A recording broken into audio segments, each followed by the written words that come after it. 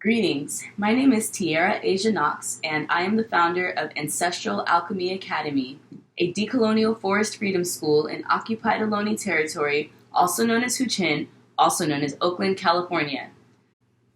I am a teacher leader with the Wildflower Network, and Wildflower is a decentralized network of schools that are intentionally seeking out teacher leaders like myself to start their own schools that are teacher-led, teacher-ran, micro schools where we are intentionally deinstitutionalizing schools as we know them.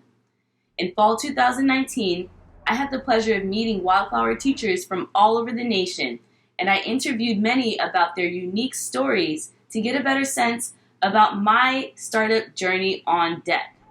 I hope you appreciate their stories too.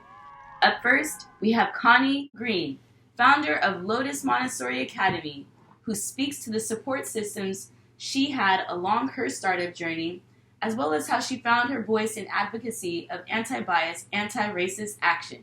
I am now Montessori primary and elementary trained teacher. We could go to school as well as there was a stipend to help us if we decided we couldn't work full-time and go to school. When I started to talk about or have discussions around the differences in equity and how within race and without race there are these kinds of issues that people aren't addressing. There have been people who have been angry. Wildflower already has the space and was looking for two teacher leaders. They already had one, which happened to be Helen, but I didn't know that till later on. And I was like, I know Helen Bonilla. I have to go. I'm in. I'm going to do this with her. When I discovered Wildflower, it was all the principles that Wildflower was asking for us to commit to, it was already in my blog, basically. I couldn't find why not. I don't know why Wildflower keep popping up when I open email, when I open whatever other social media. And when I did explore some more, I think I and a few other people that I've spoken to kind of had this, you're not real. You can't be real. This can't be true. One of the exciting thing was to realize there is a foundation that is willing to put a Montessori classroom with children that would otherwise not be able to afford. And when I was done with my training, the first thing that came out of me was to one day be able to bring that to children that couldn't afford, even in the Philippines, because that's originally where I came from. The children are streets children. They're roaming. They're begging. The universe is telling me something. It's sitting there. It's waiting. Go get it, Helen, before before it completely goes away. And God and I have known each other for 20 years. This is something that is natural for us to come together, and I think this is just, it's meant to be. So. Nuestra escuela sirve directamente a niños foster, de un foster home que tenemos justo al lado de la escuela. El concepto de escuelas Montessori ahora es popular, pero no es la norma. Y aunque hay un movimiento saludable de escuelas Montessori en Puerto Rico hace 20 años, todavía no hay una conciencia de la población en Puerto Rico sobre la importancia de educar distinto al método tradicional, porque el país tiene 500 años como colonia, más de 500 años como colonia, primero española y luego 100 años de colonia norteamericana. Y en Puerto Rico es bien evidente que el sistema de educación responde a los intereses de la colonia. Así que tomando eso como punto de partida, uno de los mayores retos de tener una escuela Montessori en Puerto Rico es sencillamente hacer las cosas diferentes. Es muy bonito porque independientemente de los diferentes problemas sociales o de donde vengan cada familia, ya sean los niños albergados de la comunidad, todos para nosotros son iguales.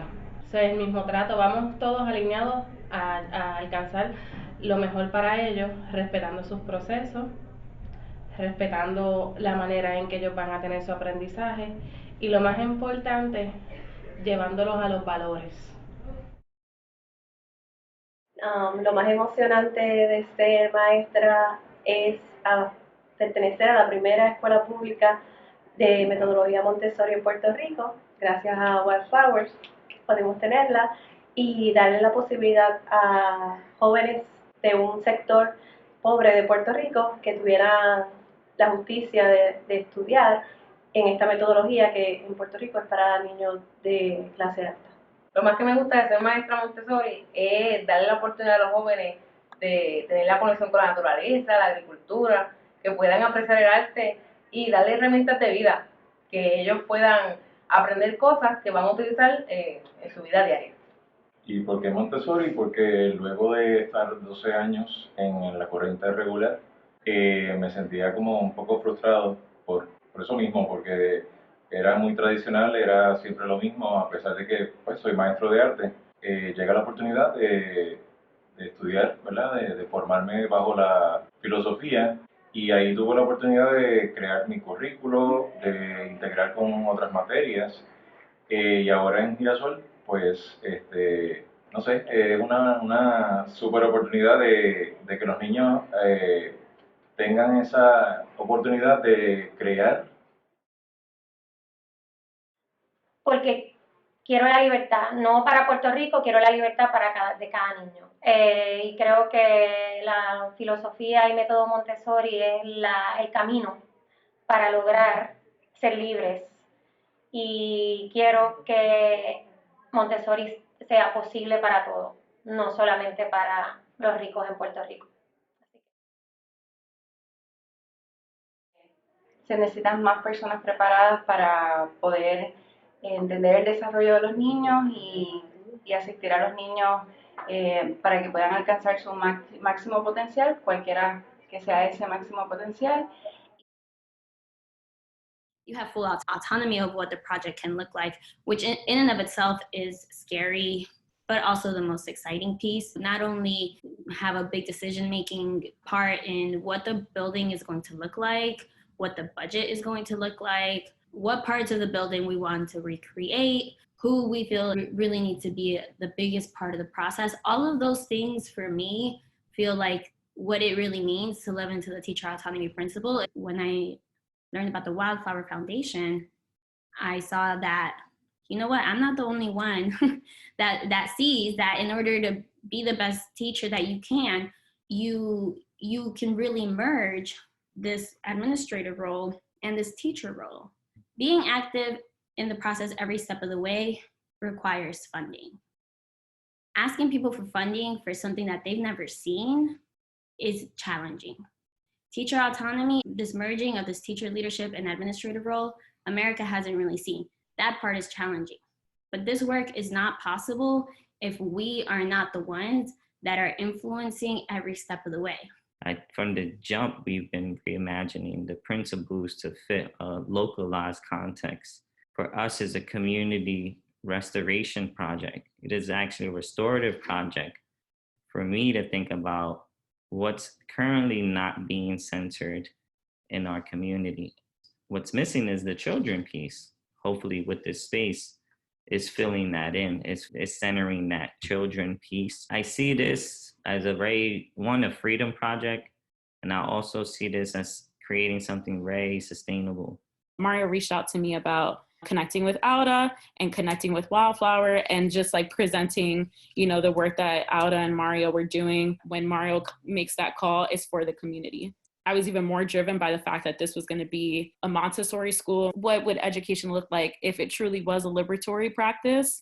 Like, that's why I'm so excited to do this work. I am starting an all-boys Afrocentric Christian Montessori school in Minneapolis called Morning Glory Montessori. I was drawn to this work both by those who have come before me and those who are coming after me.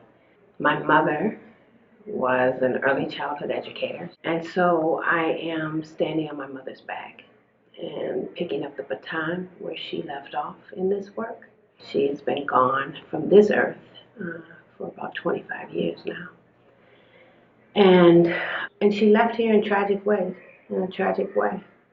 I am also informed by my grandson, who is now 7 years old, and his name is DJ, full of life and genius and joy and goodness. He started kindergarten. Within 2 weeks, he was being suspended. As a family, we knew that that was not the path because he was becoming someone who he was not created to be. We withdrew him from that school, and he was enrolled in a Montessori school. In an equally short period of time, he began to flourish. We are creating a space for little black boys to first and foremost be safe, where we will do no harm. They will be protected, they will be loved, and they will be respected. I can't think of anything more important for the rest of my life than to create this kind of a space for not just my grandson, but for other black and brown children. That's my why. 1, 2, 3. We love you, wildflower!